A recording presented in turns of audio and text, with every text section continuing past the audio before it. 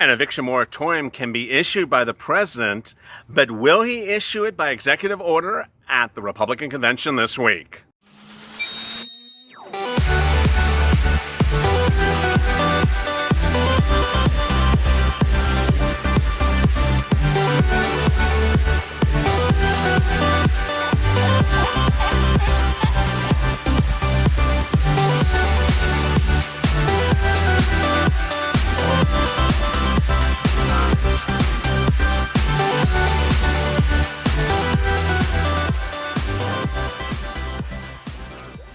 Hey, good afternoon, everybody. This is Afternoons LALATE. Hope you're good and safe.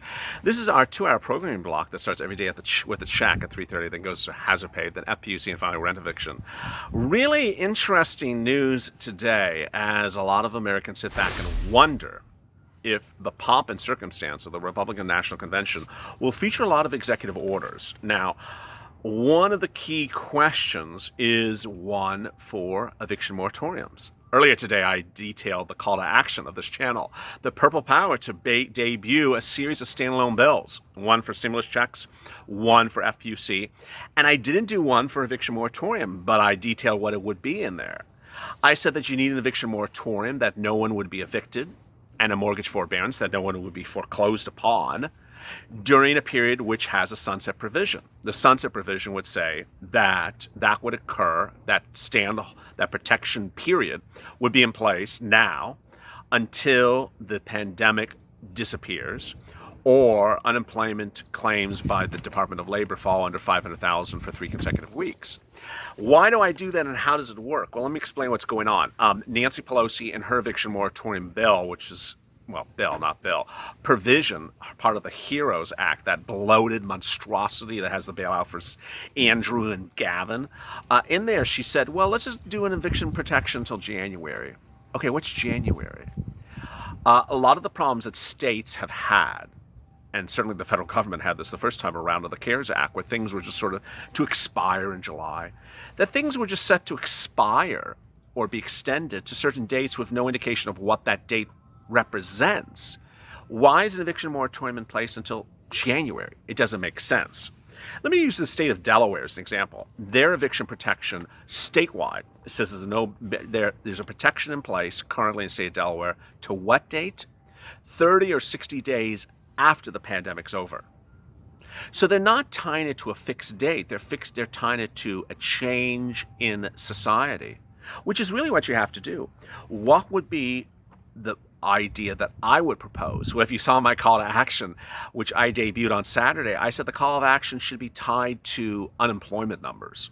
Unemployment numbers are released every Thursday by Department of Labor, federal institution. And those unemployment numbers are currently at 1 million new jobless claims per week.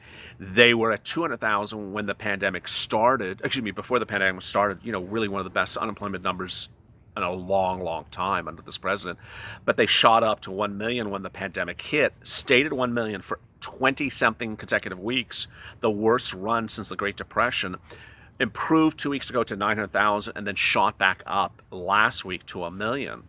So my sunset provision says, okay, this would all go away if the unemployment numbers every Thursday had 3 consecutive weeks of 500,000 or less unemployment claims, or when the pandemic ends, whichever's later. You have to tie it to something. Now, what else would you tie it to? There's other indications of what you could do it to, but ultimately you have to tie it to something. And Steve Mnuchin has argued that you have to, and ironically, Nancy Pelosi said recently that she would change her positions if they were tied to economic expiration dates as well. So why don't you do it the first time around? The real issue, though, about eviction moratoriums and mortgage forbearances, as I've detailed on this channel ad nauseum, is that it's a thing that doesn't need the Purple Wonder doing a standalone bill. Steve Mnuchin, Mark Meadows, Larry Kudlow, all these people have said that the Republicans would agree to a standalone bill, but it's Nancy's fault that she hasn't done one.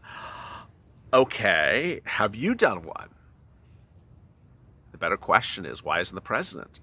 The president, by his inherent executive authority under the Constitution, can do a standalone bill, but hasn't. And here's the data today. Breaking news today, about why You need to do this right away. A new report finds that nearly a third, 30%, of renters who live in single-family or multi-family properties were unable to pay rent this month.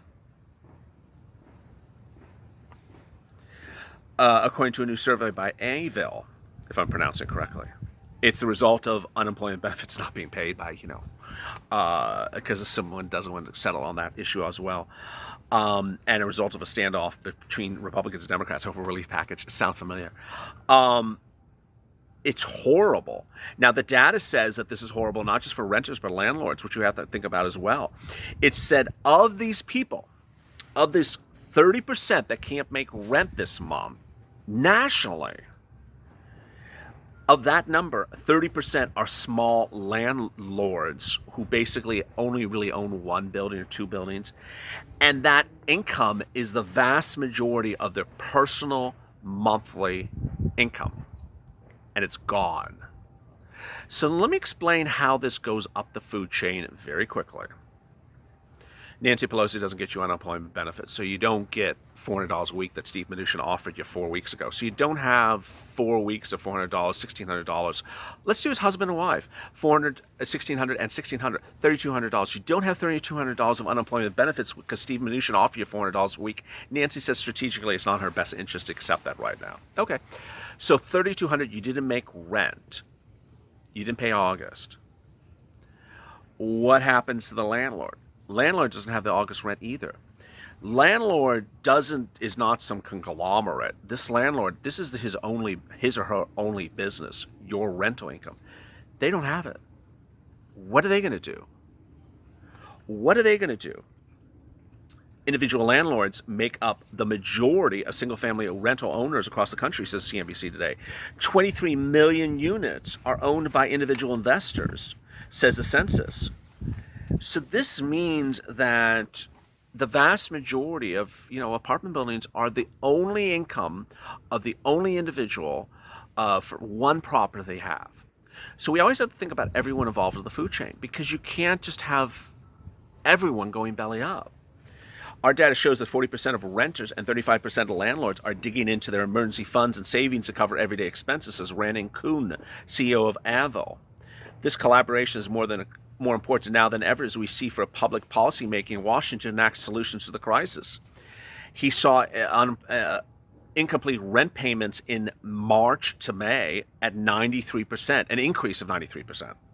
We've been very accommodating making payment plans with tenants since the pandemic began, said one property owner. Some tenants have been struggling to pay rent, but the situation is very dire. I don't necessarily agree with Mr. Kuhn, where he says people are dipping into their savings to cover expenses. I just don't think they have the savings anymore. I think they're gone. I mean, I've already done the math. I mean, the vast majority of viewers they've already depleted the savings. They're now selling off assets. They say it in the comments. They're selling off their car or something because they literally, are on their last leg. What's important to understand is that how this snowballs very quickly. If some of the viewers of this channel have been evicted because they don't have eviction protections in their city, so they're literally evicted, or they voluntarily left because they don't want to be involved in eviction proceedings, so they voluntarily left, and they're now homeless. When I started this channel's mornings LALATE progress, which I love doing every morning at 8:30 a.m. Pacific Standard Time, and that was like, what did I start, like 4 weeks ago? The opening line I did was, your toast and your butter buttering. I had a couple of people say, I can't afford butter. I can't afford toast. I have no money. So now I've changed the opening remarks to say, hey, and for those of you who can't afford it and are now homeless, your thoughts are my prayers. I hope that people understand that people are homeless. That when we talk about these things with landlords and renters and 42% and 30%, and we got this many landlords, this many. I mean, it's all so cute, but it's like people are homeless. Earth to Mars, people are homeless.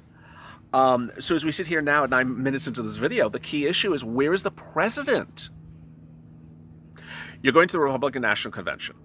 You got big audience. You're on broadcast TV. You're on prime time. You understand how TV works. You're a reality TV star. Now is the time of any time to do an eviction moratorium and to debut it while you're on the podium. An eviction moratorium protecting hundreds of millions of renters. No one will be evicted until the pandemic's over. No one will have their property foreclosed upon until the pandemic's over. Applause, applause, applause. Hallelujah. Amen. Done that moment. He has a constitutional authority to do it. He has the support of everyone to do it. Republicans and Democrats. The Democrats say he has the constitutional authority to do it. There's no dispute he can't do it. So will he do it? Here's the flip side. As you have become very powered and knowledgeable for this channel, if the president doesn't do it, does it hurt him more than actually doing it? The way it's now teed up, it appears from me, and this is my personal opinion, is that so many people now realize that he can do an eviction moratorium. So many people realize the president can do an eviction moratorium, that it's really teed up to look very bad for the president if he does not do an eviction moratorium going into this election. Everyone understands he can do it. It has become a more commonplace understanding of this fiasco. People now understand, you can do this for me, sir. Have you done it for me yet? No, you're out talking to Mr. Pillow. Go do this for me. If he doesn't do it, it looks insanely bad for him. It looks insanely bad for Republicans. It looks like they're up to something. It looks like there was a reason why they didn't do it. It looks like there was an ulterior motive to not do it. And we all know what that ulterior motive is, potentially, or perceptually, or by perception. Viewers will sit back and think, oh, you didn't do an eviction moratorium because you're protecting landlords. You didn't do an eviction moratorium because you want to help banks. You want banks to take properties in foreclosure. You want to help landlords so they can throw me on the street. You were a landlord. You still are a landlord. You know how rents work. You want to throw people on the street. You don't want to protect tenants. That's what it's going to look like. I mean, this is a guy whose livelihood was made from rental operations. He's in real estate. So when you have a real estate person in the office of the president and he does nothing about real estate, then it looks like there was a reason why he didn't do it. Ultimately, what you need to do is ramp up the pressure. You need to tweet him. You need to tweet Mark Meadows. You need to tweet Steve Mnuchin and say, hey, do an eviction moratorium, executive order at the RNC convention. Do it this week. What is wrong with you? Why are you not doing an eviction moratorium for me? It's executive order. Executive order. Why aren't you doing it? Write the bill. Write the bill. Write the bill. Do an eviction moratorium. And what I got to make very clear to you, I said it before, but it's so obvious, but I have to say it again. When he does an eviction moratorium, it is literally like this. He goes on a computer. He opens the laptop up, types it. I'm saying it's him, but it's generally his lawyers, but types it. He reviews it. Okay, okay, good. Puts it on the website, puts it in the official records of the Office of the President. Done. It's literally done. I mean, this video is going to be, 16, 17 minutes? It could have been done in the time of which this video ran. It literally is done that fast. So why is it not being done? As Steve Mnuchin and Mark Meadows said last week, there's a lot of things we agree upon with Nancy. We can agree upon them. You can also tell your boss to send out the damn eviction moratorium. This is idiotic. It's insane. It shows that Republicans are up to no good if the people who have the inherent authority to do something don't do something so important and so simple. Now, if you don't want to do it, say why you don't want to do it. I mean, if there's a reason why you don't want to do eviction moratorium, then say it. But you haven't. Steve Mnuchin, Mark Meadows, Larry Kudlow, Pete Navarro all say they want an eviction moratorium. Do it. I've never seen a bunch of people talk about wanting to do something and never do it. It makes you wonder to think maybe you really don't want to do it. You want to say to people you want to do it. It's sort of like, someone saying, I love Brussels sprouts. I love Brussels sprouts. I eat them all the time. I adore them. And then you deliver them a plate of Brussels sprouts. Like, no, let my sister have them. But you said you love Brussels. I I absolutely love. I just love them on Tuesdays when this cow is over the moon and there's a super moon and it's once in a and the Milky Way galaxy is turning in reverse that day. That's the only case but I really do love Brussels sprouts. It feels sort of like that. So you should be on social media. You should be tagging your Republicans, your cabinet members, your president, Mnuchin and Meadows, and say, get the executive order done. It's as simple as that. It doesn't make sense. Go to the front of this channel and hit that subscribe and alert button. Thank you for your patronage of this channel. Last Saturday, the call to action was to see if we can get to 225,000 subscribers in 2 weeks since last Saturday. We're at 12. We added 11,000 in 24 hours. I think we're doing pretty good. Let's still shoot for it. 25,000 in the next 2 weeks. Coming up this evening is Evenings LALATE, and hopefully I'll have some updates. But these two people, Meadows, Mnuchin, and the rest of them, Nancy and Chalk and the president, no one has talked about stimulus today. No one. I just hope it changes very quickly, very soon. And by the way, that other guy hasn't talked about as well, Joe Biden. I just don't know what's going on with this group. It's just like a little bit of Twilight Zone. As always, stay informed, stay motivated, stay smiling, and stay valid.